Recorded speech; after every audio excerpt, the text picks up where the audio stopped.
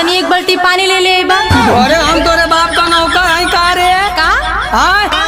आज ले अपने खातिर एको लोटा पानी तो लेके आईबा न कहीं। अच्छा। तोरे खातिर पानी लेके आई। कहो तू तनी सा पानी लिया के दे देबा तो हमार नौकर हो जाइबा। हम जवन देला ओकर का? अरे वो तो तोर फर्ज है, ई कुल ना करबी तो लात ना खाईबी। एकर मतलब कि घरे का कुल काम हम ही करब आ तू कुछ ना करबा? ना बिल्कुल ना, बाहरों का करी या घरों का करी है? हाँ तो एक बात सुन ला, का आज से हमारे तो हर चूल्हा अलग जारी हो। का कहली हो? करे अलगे चूल्हा जारी? हाँ। करे ई बताओ कि कौने के मेहरारू अपने मर्दे से अलगे चूल्हा जरावेली रे? हमके ना पता। हाँ, सब अपने दर्द याद से चूल्हा अलगे जरावेला, आता अपने भतारा से चूल्हा अलगे जरावे का थाई? तो जेके जैसे परेशानी हुई वही से ना अलगे हुई। तो सुन, अकेले रहा पुता कुछ तो हसे ना सपारी हो।